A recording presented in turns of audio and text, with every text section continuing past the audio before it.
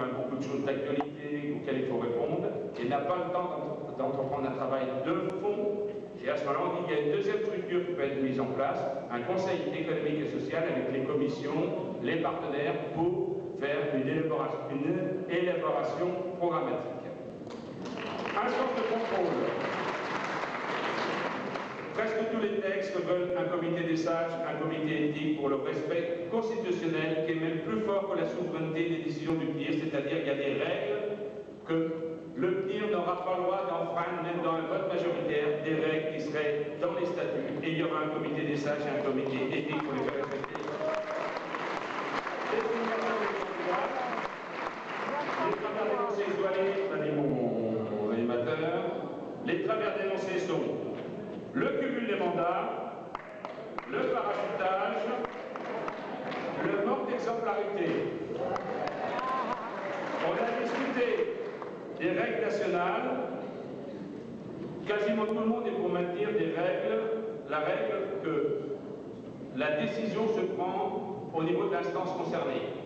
Niveau régional pour les régionales, niveau départemental pour les élections au Conseil général, national pour législatif, tout le monde est d'accord pour maintenir cela.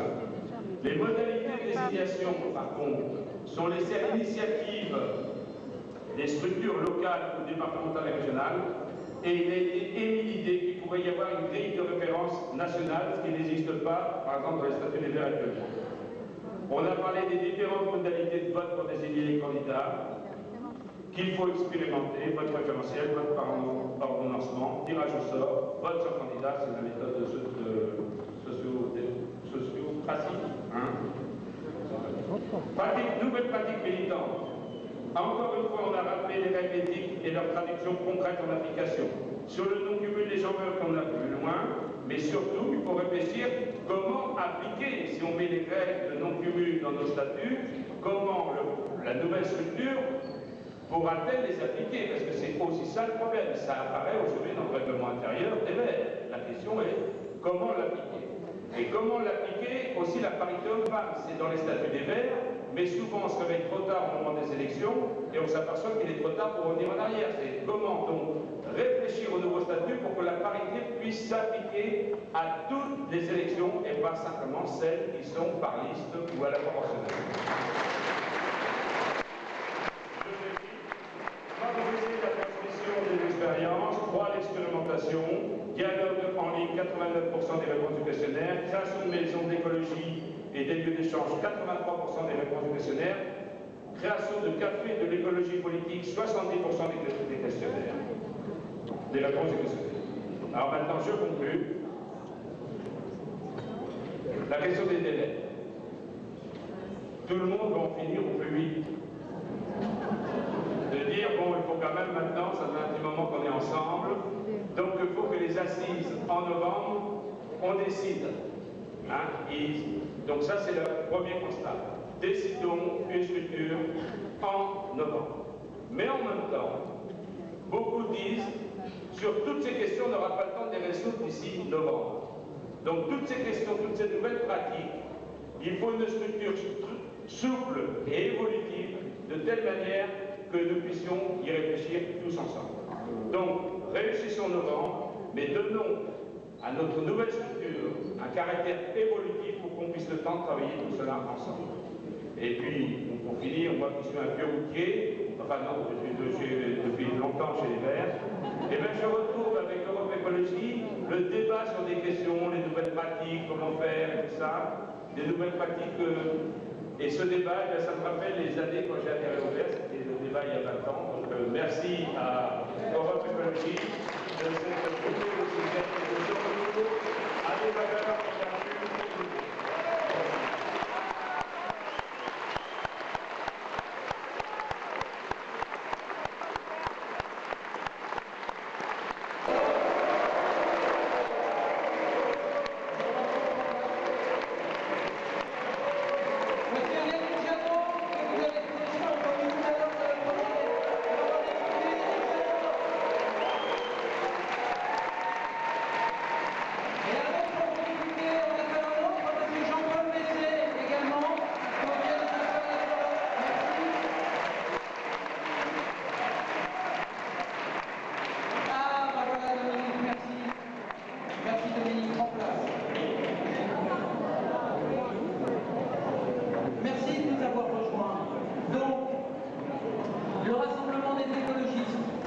L'écologie à l'épreuve du pouvoir. Dominique, on va commencer par quoi, si je te laisse le temps de...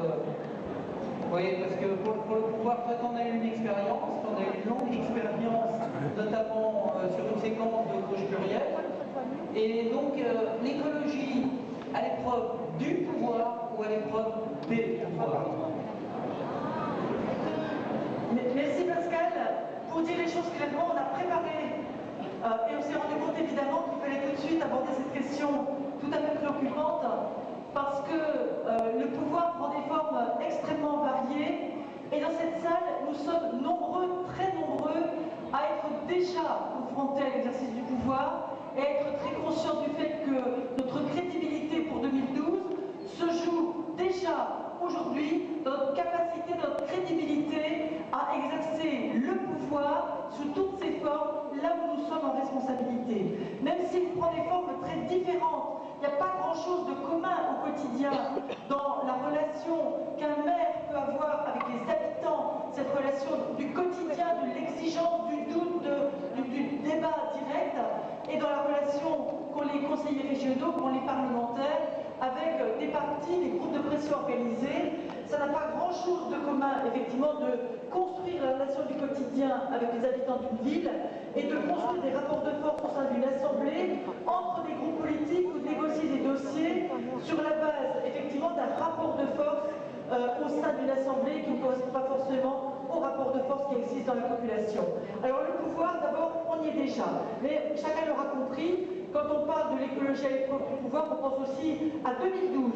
2012 qui est un rendez-vous important. Donc la première chose que je voudrais vous dire, c'est que la situation de 2012 n'a évidemment rien de commun avec celle de 97. En 97, on avait un mouvement convalescent, un mouvement en crise, qui n'avait pas digéré encore le départ d'Anne Vechter et la création du MEI, qui avait assisté à l'explosion de Génération Écologie, qui devait permettre quelques mois plus tard à Noël Mamère et à ses amis de rejoindre les Verts.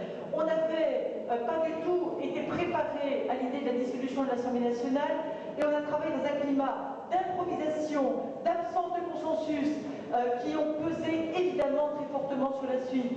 Et puis on avait une très faible connaissance de l'appareil d'État, au point qu'il a été difficile de constituer un cabinet ministériel. Et puis on avait, il faut bien le reconnaître, un ancrage social assez faible. La situation n'est pas la même aujourd'hui, les indices en sont très nombreux, certains d'entre eux vous sont visibles dans cette salle.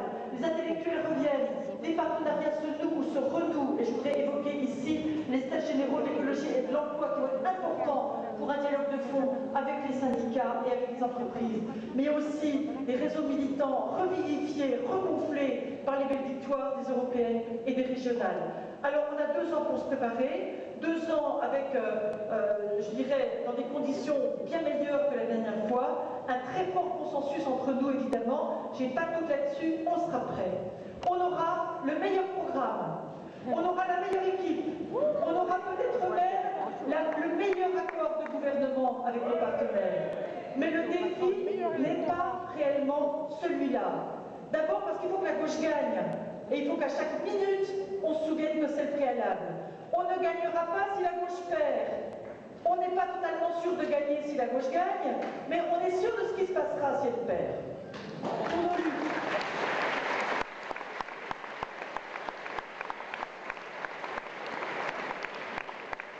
Et moi, c'est mon premier message.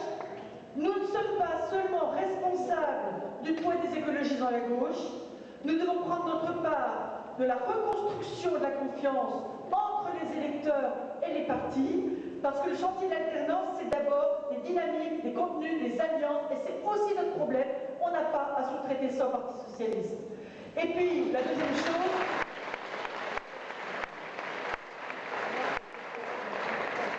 c'est que si on ne veut pas revivre ce qu'on a vécu, si on ne veut pas que la victoire d'un jour soit une victoire à la Pyrrhus, si on ne veut pas se contenter de victoires symboliques, c'est important les victoires symboliques. 81, l'abandon du Plogoff et du Larzac. 90,